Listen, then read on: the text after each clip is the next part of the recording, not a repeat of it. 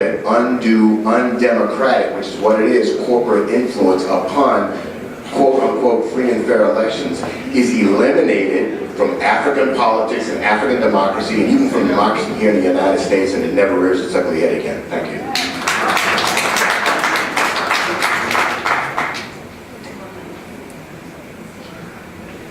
My name is Ellie Smith. I'm a journalist. The question I'm from MNTV in Brazzaville. The question I want to ask the panelists is just two simple questions. First, what do you do? What do you do? Because I've heard about Uganda, Rwanda, and all those countries. What do you do with a country like the Republic of Congo, where the president, Congo Brazzaville, where the president wants to elongate his tenure in power by organizing a referendum? Thank you.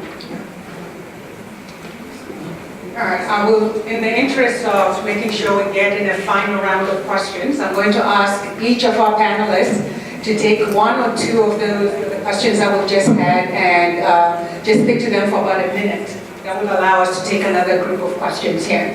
So this time I'll start with Dr. Chris and then go to my brother Shalore, Lisa, and Sure. I'll take the question from a friend from Manchester Trade on diaspora voting rights and independent candidates. I think that's an issue that many countries are already dealing with. I know that in a number of countries, Senegal, for example, Niger Republic, their citizens in the diaspora have the right to vote, even Cameroon. Other countries are dealing with internal legislation on those issues, including on independent candidates as well. I think that's one of the issues in Nigeria that came out of the OAS Commission on Electoral Reform, and maybe the next legislature will take it on. For Ellie Smith, I couldn't really respond to the question on the Democratic Congo-Brazzaville, except to sympathize with him. He's a journalist who got thrown out of Brazzaville, and that captures some of the problems that our brother talked about in terms of the precarity of journalists who just want to exercise their duties in some of the countries on our continent.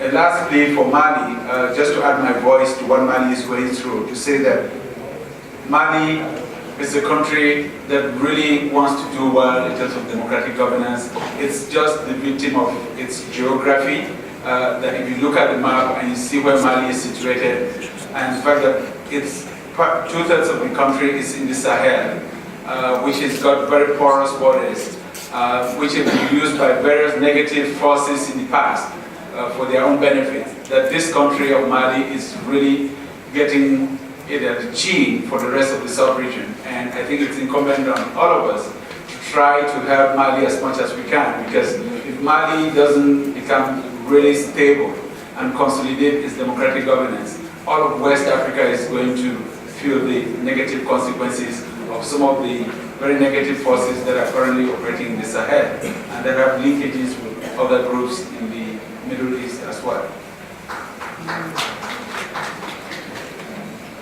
Yes, I'm just going to have a quick response on the issue of GMOs in Africa. And this is where leadership becomes very important on the continent of Africa. Africa can feed itself very well without fake and adulterated food. And when we have the right kind of leadership in various African countries, GMOs will become a thing of the past. And I think this is where Africa needs to keep pushing. And I'll just quickly also jump into the issue of voting. Diaspora voting, even though I'm a very good supporter of diaspora voting, is very symbolic, to be honest with you. What I saw happen in Nigeria this time is that people actually went back home, not only to vote, but to ensure that the votes there count. So you can have diaspora voting, but you know, so many of you can't even get your passport from many of African embassies. You know, how can they safeguard your votes if you vote from here? Just when you're ready at the elections in your country, just buy a plane ticket and go back home and ensure that you're there watching over your votes and the votes of your brothers, sisters, and your families. That's my advice. But for those who love the idea, I wish you good luck. Yeah. So maybe quickly, I would like to tackle actually together the issue of the DRC and Congo-Brazzaville. All of these countries are neighbors, and the contexts are different. I would say that the issue of constitutional amendments and presidents who basically don't want to leave but have not made their candidacy public is something that we are all trying to tackle with our core institutes, NDI, IRI. It's difficult to respond to what the US or even the international community would do if the elections were not free and fair, or if the presidents would try and stick to power. But I think that a lot will happen before these elections take place. And really, what we need to do is to continue to support these grassroots initiatives, the citizens on the ground who basically want these presidents to leave. It looks like it's not going to be peaceful, it's probably going to be violent, but really I think the key, and I'm not saying that because I work at the NED, but really the key is to support these grassroots initiatives, these youth groups, these local NGOs who come together and do whatever they can to push for the presidents to leave, basically. And I think they pretty much covered it, but I'll just add a couple things in terms of, Sudan, DRC, Republic of Congo, and so forth.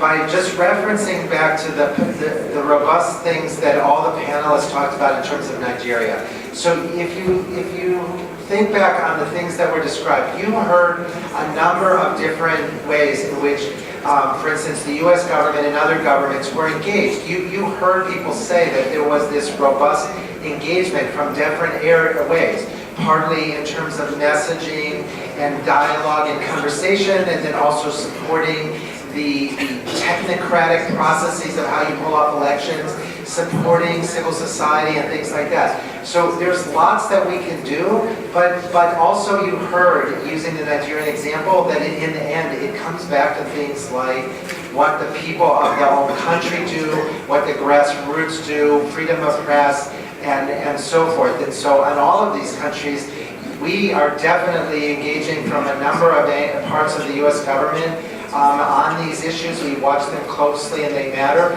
but the determinants are ultimately these things like the grassroots, the youth, the people, the freedom of press, and so forth. All right, we have a few more minutes, so what I'm going to do is I'm going to ask the rest of the people on the queue here to take 30 seconds and just go directly to your question. Identify yourself and go directly to your question, because I would like to get everybody in. Unfortunately, we can't take any more people in the queue because we really don't have the time. But if some of our panelists will be here at the end, you could engage them as we leave. Good to see you here.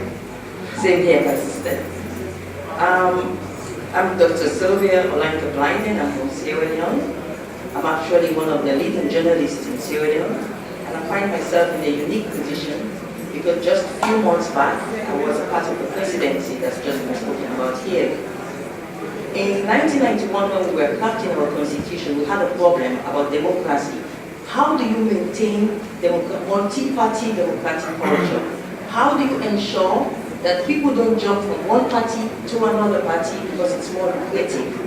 How do you ensure that we can have our system working as a multi-party democracy? And we put into our constitution sections that enable us to maintain a multi-party democracy. And those sections, one example I'll cite because I only have 30 seconds, is that if you are a member of parliament, you're elected under a certain political party, and that party expels you, or you lose your membership of that party, automatically you lose your seat in Congress. It's automatic. That is what has happened in Sierra Leone. The president has not sacked the vice president. The vice president has lost his seat, his membership of a party. And our constitution is so clear on that, that when you lose your membership of a party, you are no longer entitled to be the vice president. However, to support what Mr. Fomonyo had just said, the vice president says he doesn't agree with that interpretation. So he has gone to the courts. And the matter is now in the courts. So we don't have a constitutional crisis in Sierra Leone. We don't have a problem. What we have is a bunch of people out to score political points, out to be propagandists for the opposition, and it is most unfortunate that they now bring in freedom of the press. I own a newspaper, and I can tell you that several journalists in Sierra Leone published that the president sent soldiers to surround the vice president's house. It wasn't true, and nothing can be more scandalous than that. But nobody touched those journalists because we enjoy so much freedom of the press in Sierra Leone, and it is most unfortunate for anyone to come here today and say we don't have freedom of the press in Sierra Leone. Thank you very much. I am Jibril Jal. I'm actually from Sierra Leone. It's interesting here to talk here. My question actually is not about Sierra Leone. It's about how, following up to what just you said, how can we really sustain democratic elections, especially looking at why some countries in Africa are doing well, like Ghana and Senegal. Nigeria is not really a good example yet until we see it, and why other countries are really not doing well. Just that. We appreciate the word of caution. Thank you very much. My brother, you're next. Hi, my name is Hayatu Mohamed Yuba. I am a nurse here in DC, and my father comes from Nigeria and my mother from Cameroon. I heard what the ambassador was saying here. Unfortunately, he has left. I would like to know why in Nigeria we have had about 15 to 20 governments, and Cameroon since independence only two. Why? Are there no people in Cameroon who can also become leaders? So while I praise Sahara reporters, Omoyole Sowore for doing a way, in fact, I just came from Nigeria. I went to vote. So why is it that Cameroon can, Nigeria can be changing government and Cameroon won't? Dr. Chris Komonyo, you should help us to do what Sahara reporters did by making sure that there are media who can also be reporting elections in Cameroon to change the government. Thank you. Okay, just Thank you. Bonjour, je suis Sadio Kanté, journaliste congolaise et expulsée de son propre pays. Mon pays, le Congo, est un pays de torture à ciel ouvert. Her name is Sadio Kanté, a journalist from Congo, expelled from Congo, and she says her country. C'est un pays de torture à ciel ouvert. It's a country where torture is practiced openly. Et que malgré, ma question c'est qu'est-ce qu'il faut faire pour ne pas que, comment allez-vous impacter pour ne pas que le président pris d'un autre mandat, après 3 mandats, après 35 ans de pouvoir, parce que ça ne sera pas bon pour le gouvernement. What can panelists do to help Congo that the president should not change the constitution because he has been there for 35 years and the constitution prohibits him to go for another third-term presidential mandate? okay, all of you are going to be really, really short. We're fast running out of time, and I do apologize that I can't give you as much time as the others, but please get directly to your point. All right, sure, ma'am. My name is Ola Falusi from Nigerian American Lawyers Association here in DC. This message is for, this question is for my brother here, Omoyele. I want to know, is there anything being done right now to make sure election postponement are forbidden in our democracy in order basically to execute irregularities later? Thank you. Good morning, my name is Tuku Jallo from the Gambia. I'm here to represent the Gambian community. After all, I'm the Vice Chairperson and Women Affairs for the Gambia Consultative Council. And I'm also from an NGO called the Senegambian Democracy and Governance, which I'm already launching very soon. After all, I'm here to ask the Congress to help the Gambia to go for an electoral reform to make sure that the dictator is gone. He is there to kill people. He's a dictator like Idi Amin. He kills people, he absorbs our resources, and he got a house in Potomac at 3.5 million while people are suffering. Bad healthcare, bad education, raping girls, killing people. We don't want it anymore. 2016, he has to go. Electoral reform, that's what we're looking at. Thank you.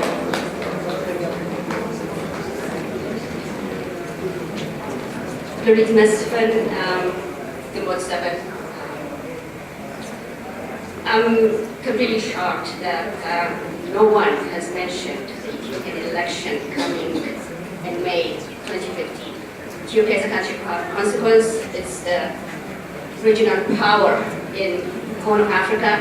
Besides some stupid State Department diplomat going there, like Wendy Sherman, and saying, oh, there is democracy in Ethiopia. There's a very deficit of democracy in Ethiopia. She needs to read, to read her own human rights report.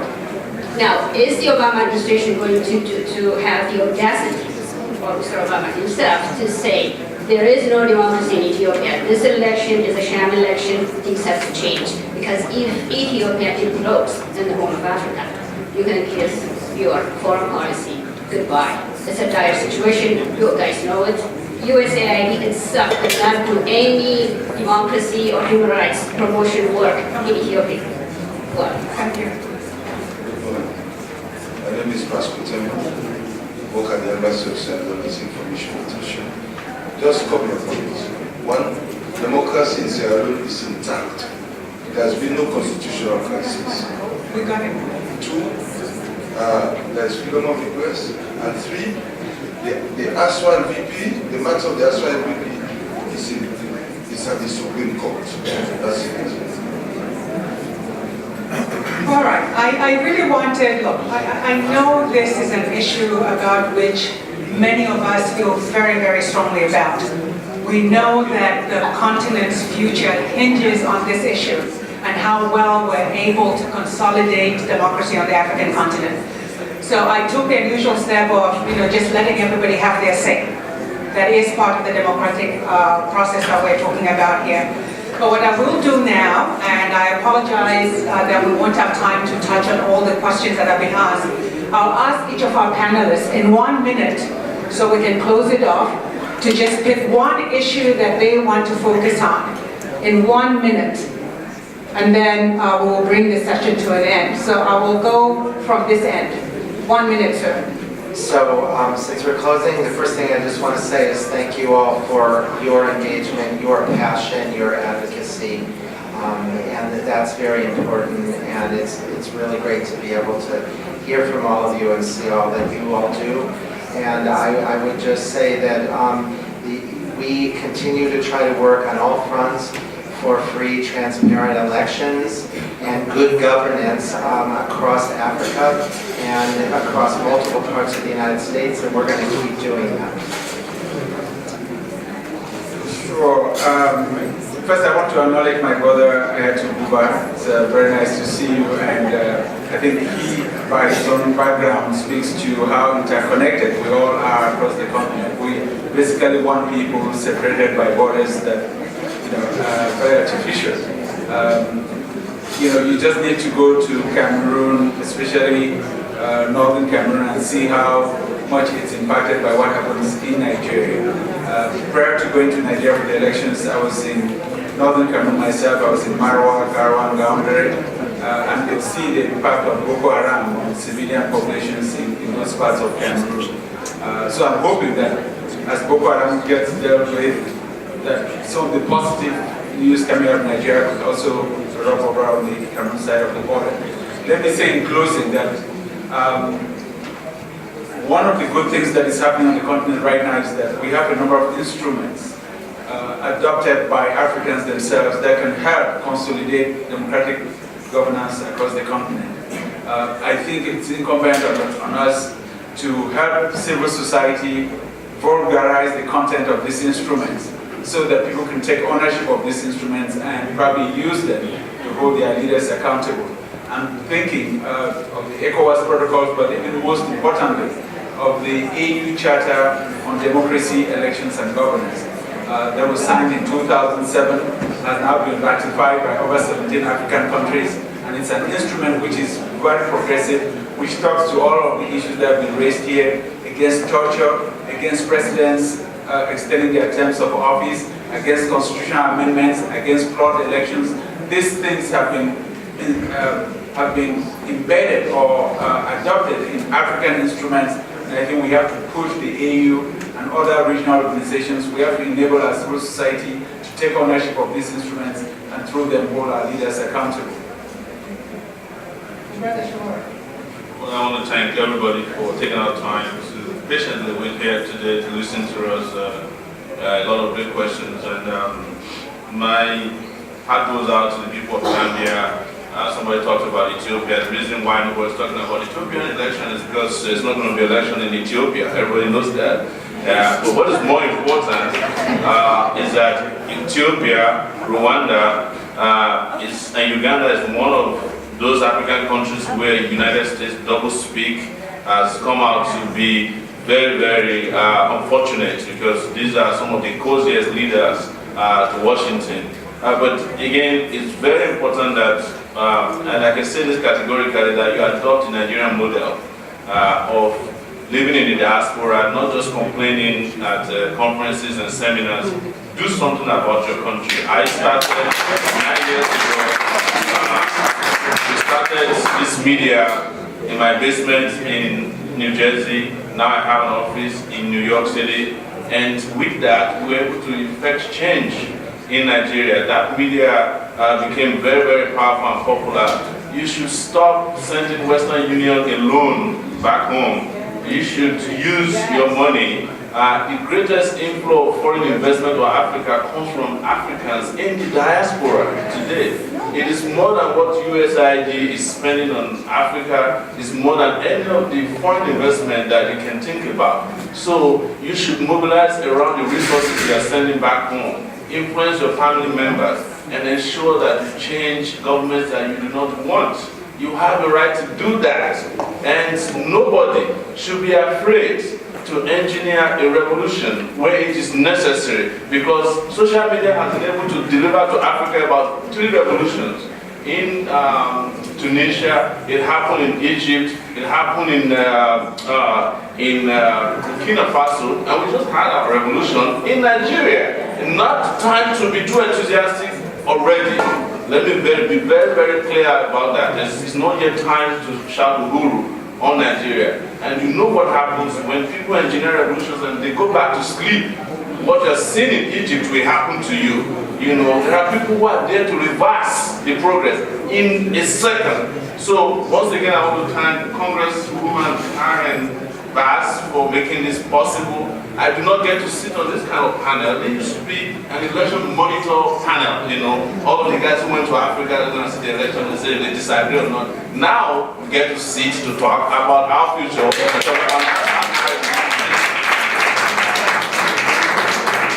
Mr. Commissioner, close us off. 1 minute. Okay, well, thank you so much for everything that has been said here. It has been an honor.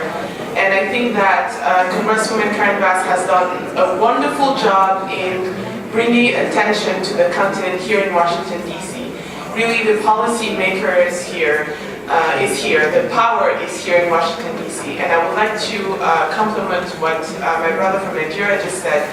The role of the diaspora in the U.S. is key. And I think that I would like to mention the Gambia particularly. I have been to the Gambia a couple of times, and I know that the political environment there is very tough. Really, Gambia is an authoritarian regime. I think there is no doubt about that. But the diaspora should play a huge role in making sure that political parties get strengthened, that Gambian citizens know their rights, and that's when things will change. I don't believe that an electoral reform will change anything in the country, but I think that it has to start with the Gambian people. And again, the role of the diaspora in Washington, D.C., in London, in Paris should be even more than what it has been. And I think that if you bring the attention of your countries to the MPs of the countries you reside in, to Congress, to the presidents, things will change. It will take time, but it will change. Thank you so much. Some really, really powerful messages from all of our panelists. Let me just take about 3 minutes to touch on some of the key issues that I have heard from all of you today. Let me start with some concerns. Some of the primary concerns that I have heard from the audience today, as well as from our panelists, have to do with the issue of constitutional amendments and de facto presidents for life. That is a conundrum that Africa is going to have to address and figure out how to go about doing that in order some cases restore democracy, in others to consolidate democracy. So what do we do about the presidents for life? There's a whole generation of Africans who are growing up having known only one leader. And from my perspective, in those countries, what you tend to find is that because of the overwhelming presence of that one leader, democratic institutions have not been given an opportunity to grow. And so it really takes away the opportunity for those countries to develop their democratic culture, to develop their democratic institutions. So that's a key concern that I have had. A second concern that I have heard has to do with the violence that's often associated with elections. That we need to watch out for this, that because the stakes are so high, you find people manipulating things so that there's violence around the elections, and it becomes a fearful thing rather than something you do to celebrate and to embrace your future, to chart a course for your future. Another issue that I have heard has to do with ensuring that they support beyond the elections, and I think it was the ambassador from Mali who talked about this rather eloquently. That even as we look at the elections as a fundamental piece, part of the democratic governance, we also have to look at some of the challenges that those countries are facing, particularly countries that are coming out of conflict. And how do you help build and restore peace in those countries in order to ensure that the democratic dividend is fully realized?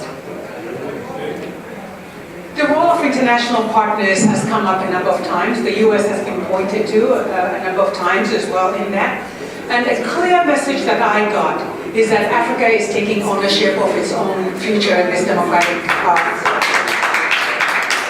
And that international partners have a role to play, but they should not be leading from the front. They should be supporting from the back. That's one message.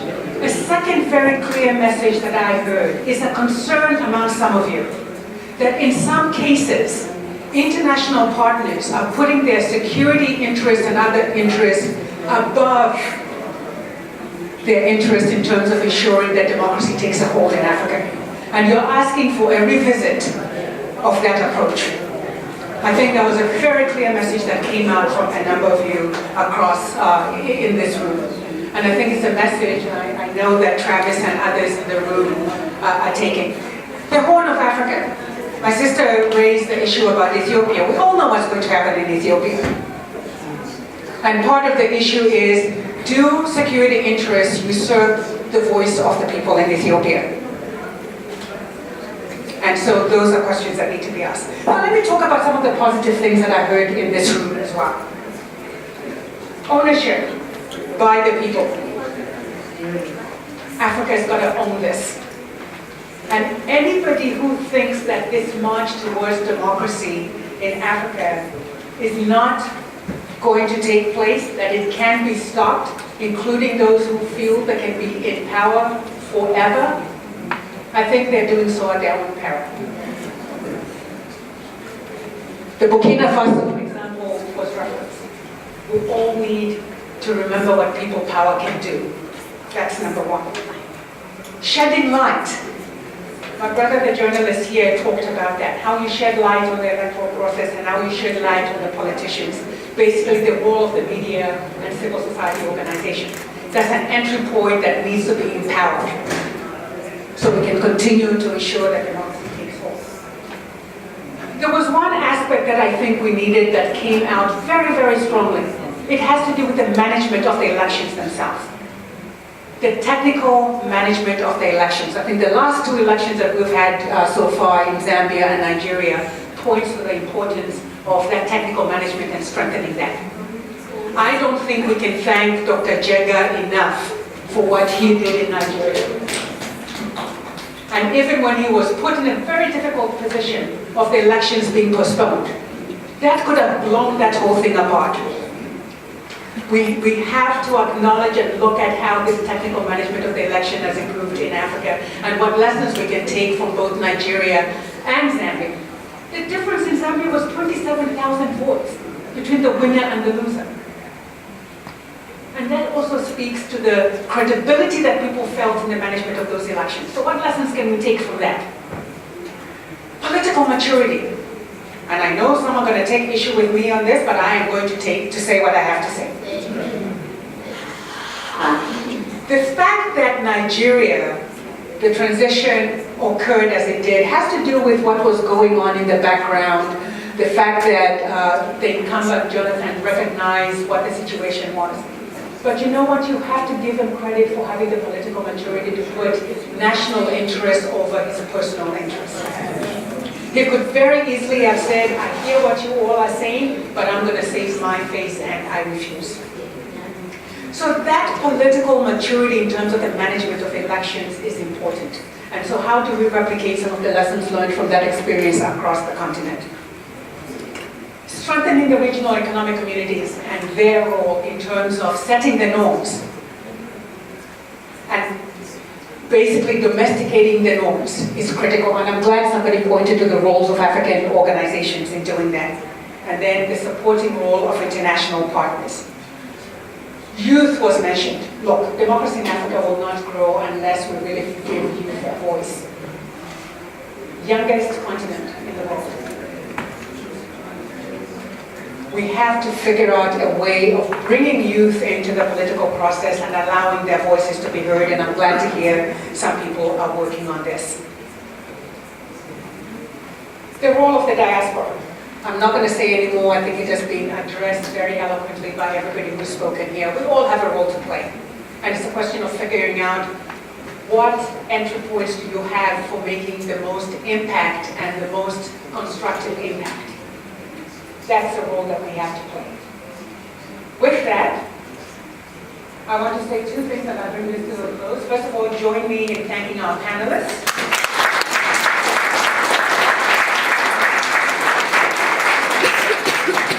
And then secondly, I'm a big fan of Congressmember Bass. Yes. I cannot get credit enough for the election for Africa. And I wish you were here so we could give her a round of applause for all that she's doing. Congresswoman Bass couldn't be here to close us out, but she did want me to make one announcement on her behalf. First of all, thank you all for coming on behalf of our office. And she wanted to make sure that everyone knew that a clean AGOA has passed the House extension.